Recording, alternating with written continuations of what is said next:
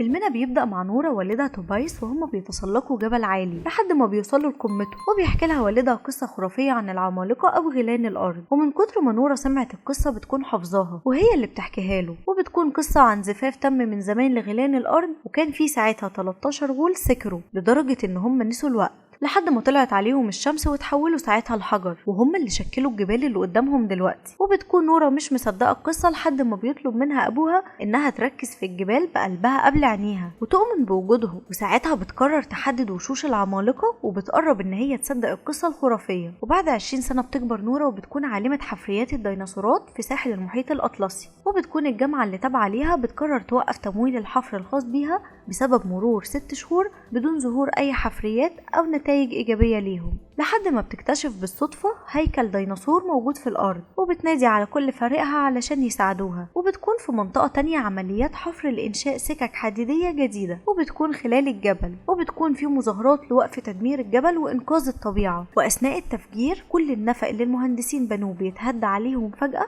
بسبب خطأ في مكان التفجير، وبيتم إخفاء الحادث عن الإعلام وتصوير الحدث من طيارات حربية. وبتكون في آثار حوالين الجبل وكأنها آثار أقدام، وبسبب ان مفيش حد قدر يفسر اللي حصل بيستدعوا فورا العالمة نورة ومعاها مجموعة من علماء الجيولوجيا علشان يفسروا الآثار اللي موجودة. وبيتقال على الآثار ان تفجير الجبل كان سبب في تحريك التربة من مكانها وخلى السطح ينهار تماما، وده اللي شكل الآثار دي. لكن نورة بتقول ان واضح جدا ان دي آثار أقدام، لكن الكل بيضحك عليها بالذات دكتور الجيولوجيا لان مش بيكون مصدق ان في حاجة اسمها غيلان، وان كلام نورة كله عبارة عن تخاريف مش اكتر. لحد ما بيتعرض عليهم فيديو المتظاهرة قدرت انها تصور التفجير اللي حصل، وخلال التصوير ظهر غول عملاق وهو سبب الانهيار اللي حصل. وبيبقى كلام نورة هو الأقرب للواقع، وبتمنحها رئيسة الوزراء صفة المستشارة العلمية لدراسة اللي حصل. وبتتحرك نورة ومعاها أندرياس مستشار مكتب رئيسة الوزراء، وبيروحوا على أقرب موقع شهد حركة غريبة في الجبل،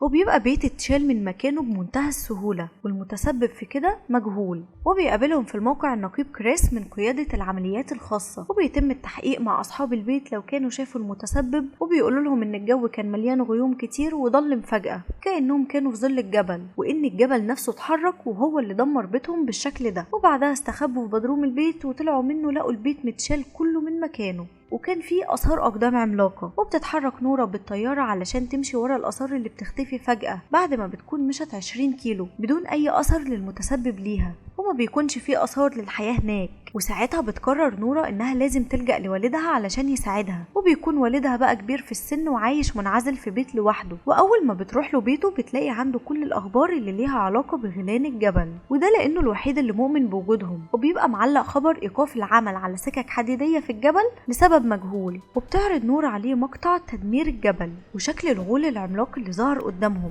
فبيقول لهم أبوها إن الغيلان كانت موجودة فعلا من 1000 سنة، وإن المتسبب هو غول طلع من الجبل وكلهم اختفوا من الوجود بسبب انتشار الكنائس. لكن نورة بتقاطعه لأنها مش بتكون فاهمة ايه علاقة الكنائس باختفاء الغيلان، وبتقوله انه لازم يتكلم كلام عقلاني، لان لو الغيلان كانوا موجودين فعلا كانت على الاقل لقت حمضهم النووي في الجبال. فبيطلب منهم ابوها ان هم ياخدوه معاهم لمكان اختفاء الاثار. وبيظهر على نورة انها مش متفقة مع ابوها نهائي بسبب انه دخل السجن فترة بسبب ابحاثه، ودخل المصحة العقلية بسبب توغله في ابحاث الغيلان وايمانه بيهم لدرجة ان اتقال عليه مجنون. وبيكون توبايس ابوها متأكد ان في حاجة غلط في الموقع، وده بسبب ظهور تضاريس مختلفة عن اللي موجودة معاه في الخريطة. وبيفضل يدور في المكان ومعاه نورة لحد ما بيتصدموا لما بيلاقوا ان الجبل بيفتح عينيه وبيبدأ يتحرك من مكانه. وساعتها بيظهر غول حجري عملاق طوله يتعدى ال 40 متر تقريبا، فبيجروا كلهم على الطيارة علشان يهربوا من المكان قبل ما الغول يقتلهم. وبيصوروه علشان تشوفوا رئيسة الوزراء، وبيوصلوا لمقر القيادة الخاصة بكريس علشان يتواصلوا مع رئيسة الوزراء. وبتحاول نورة انها تشرح لهم الكائن اللي شافوه بطريقة بسيطة، لكن توبايس ابوها بيقول لهم ان اللي ظهر ده غول حجري عملاق، وان الغيلان مش اسطورة وبس، وكان لازم يعرفوا عواقب الحفر في الجبل لان الطبيعة لازم ترد عليهم، وده بعد ما بيحاولوا يخربوها. ولان كلام توبايس غير عقلاني فمحدش بيصدقه.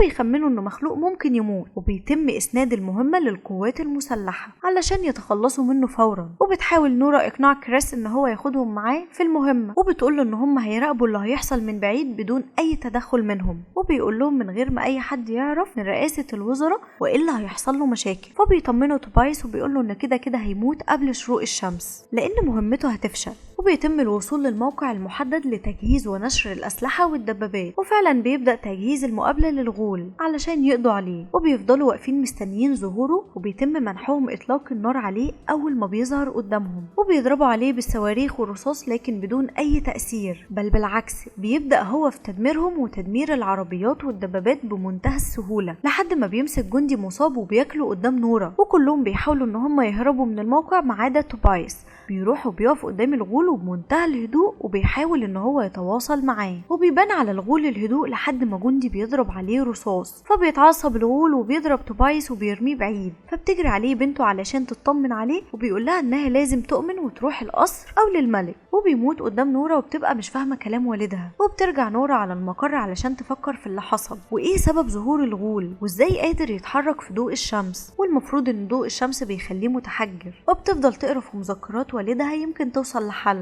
ومن خلال الرسومات والقصص الخيالية بيلاقوا ان الغيلان اصلا كانوا ضد التدين ومش بيحبوا صوت اجراس الكنائس، وانهم ممكن يتحكموا في مسار الغول من خلال الاجراس دي. وبتحط نورا خطة علشان تعرضها على رئيسة الوزراء، وبتوافق عليها لان مفيش اي اسلحة بتأثر في الغول. وبتكون الخطة هي تركيب اجراس ضخمة في الطيارات ويقربوا من الغول علشان يحددوا له مسار معين يمشوا فيه، وطبعا قبل ما يقرب من المدينة ويدمرها. وبيكون الغول اتحرك على حديقة العائلات اللي على أطراف المدينة، وبتحاول الطيارات إن هي تستخدم الأجراس ضده، وفعلا بيتأثر بصوتهم وبيحاول إن هو يدمرهم، وبيكون السبب في تدمير 3 طائرات من أصل 4. وقبل ما الطيارة تقع على طفل في الحديقة بيمسكها الغول وبينقذ الطفل وبيبعد الطيارة عنه.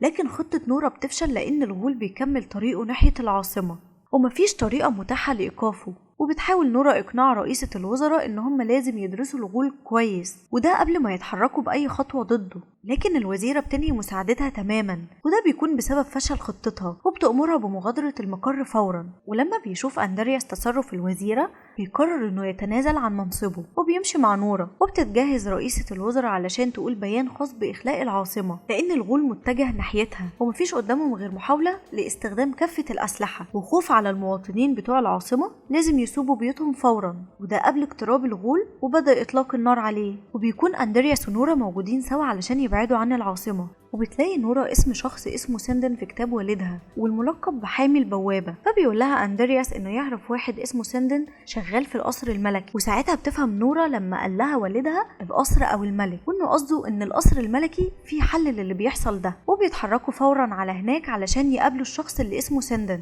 وبيقابلهم سندن وبيتعرف على نورا أول ما بيشوفها لأنها شبه والدها، وبيقول لها إنه توقع زيارتها علشان تفهم اللي بيحصل، واللي هيوريه لها دلوقتي ده قليل قوي اللي يعرفه وشافه. وبيفهمهم ان القصر الملكي اتبنى على مكان قصر قديم لكن ما كانش بتاع بشر انما كان خاص بالغيلان، وان توبايس اكتشف كده وان كان لازم يبعدوه ويقولوا عليه مجنون علشان محدش يصدق كلامه. وبيوريهم هياكل عملاقة تحت القصر، وبيقول لهم ان زمان حصل مجزرة للغيلان واتقتلوا كلهم، وان اخر واحد فيهم اتحبس في الجبل وما قدرش يخرج منه ابدا لانه لو خرج في اشعة الشمس المباشرة هيتقلب حجر. فبتفهم نورا ان الغول اللي كان محبوس في الجبل طلع وقدر يتحرك، وده بسبب ان الغيوم كانت ماليه السماء واشعه الشمس المباشره ما وصلتش للغول، علشان كده قدر ان هو يتحرك في ضوء النهار. وبتكتشف طريقه لوقف الغول، وده قبل ما القوات المسلحه تتصرف باي تصرف ضد الغول او تستخدم صاروخ يدمر المدينه كلها. وبتطلع فورا مساعده من كريس علشان ينفذ معاها خطتها. وبيلجأ أندرياس لزميلته الموجودة في المقر علشان تحاول تأخر إطلاق الصاروخ بأي شكل، وبتنجح في تعطيل نظام الإطلاق من خلال اختراق النظام بجهازها. وبتقدر نورا ان هي تنقل جمجمة عملاقة على عربية علشان تجبر الغول يجري وراها لانه عارف ان الجمجمة دي خاصة بقبيلته، لحد ما بتطلع على الرصيف بالغلط والجمجمة بتقع من على العربية. وبيمسكها الغول وبيبان عليه انه حزين بسبب موت كل قبيلته وانه الوحيد اللي باقي منهم. ولما بتقع من ايده الجمجمة بتتدمر في الارض. وبيبص على عربية نورا وبيقرر انه يطاردهم عشان ينتقم من اللي حصل لأهله، وبيفضل يدمر في كل مكان وهو بيجري فيه. وبتحاول نورا ان هي تبعد عنه على قد ما ما تقدر، وبتوصل للمكان اللي بلغت بيه كريس ان هي هتستدرج الغول فيه. وبتكون زميلة اندرياس مسيطرة على نظام الطيارات لحد ما دكتور من المقر بيدخل وبياخد باله، لان بتكون هي الوحيدة اللي بتعمل حاجة على اللابتوب بتاعها، وبياخدوا منها بالعافية وبيتم القبض عليها بسبب مخالفة الأوامر. وبيقدروا ان هم يرجعوا السيطرة من تاني للطيارات، وبيجهزوا لإطلاق الصاروخ على الغول. وبيكون كريس موجود في مكانه ومجهز كشافات لأشعة معينة شبه أشعة الشمس عشان يعرضوها عليه. وأول ما بيقرب منهم بيشغلوا كل الكشافات، وبتتحجر رجله في مكانه. وبتنجح خطة نورا، لكنها بتحس بالذنب لأنه بيفضل يتألم قدامها وكده هي بتقتله. فبتقرر إنها تروح تفصل المولد الرئيسي للكشافات، وبتروح تحت رجل الغول زي ما عمل والدها، وبتطلب منه إن هو يرجع تاني للجبل، وإن هي مش عايزة تأذيه ولا تضره. وقبل ما الطيارة بتضرب الصاروخ بتكتشف وجود ناس في المكان، فبيأمر الجنرال بوقف إطلاق الصاروخ، لكن الدكتور بيكون مصر إن هي تضرب نار علشان يتخلصوا من الغول بأي طريقة. وبيفضل يزعق فيهم لحد ما زميلة أندرياس بتضربه علشان يسكت، وبيتم وقف أوامر إطلاق الصاروخ على الموقع. وبتحاول نورا إنها تخلي الغول يرجع للجبل، لكن قبل ما بتخلص كلامها بيكون جه وقت شروق الشمس، وبتيجي أشعة الشمس على الغول وبتحوله لحجر. وبيقع قدام نورا بعد ما بتشوفه وهو بيتحول لحجر، وبيموت قدامها زي ما والدها كان دايما بيحكي لها. وبتكون خطة نورا نجحت في وقف الغول، وأنقذت مدينة بالكامل من التدمير. وبتفكر إنها تسمي جسم الغول اللي اتحول لصخرة باسم صخرة توبايس. وبتجيلها رئيسة الوزراء علشان تشكرها بنفسها على تصرفها الشجاع، وده لإنقاذ مدينة بأكملها. وبيسألها أندرياس لو كان في غيلان تانية موجودة في الجبل ولا لأ، وبيظهر عليها حماسها إنها ناوية تدور عليهم تاني، وإن هي تكمل أبحاث والدها. وبتظهر حركة في الجبل اللي بيتم فيه التفجير، وكأن اللي حصل بداية ظهور الغيلان على الأرض من جديد. ودي بتكون نهاية فيلمنا، ويا رب الملخص يكون عجبكم. ولو انتوا على اليوتيوب ما تنسوش تعملوا سبسكرايب ولايك، ولو انتوا على الفيسبوك ما تنسوش تعملوا كومنت وشير.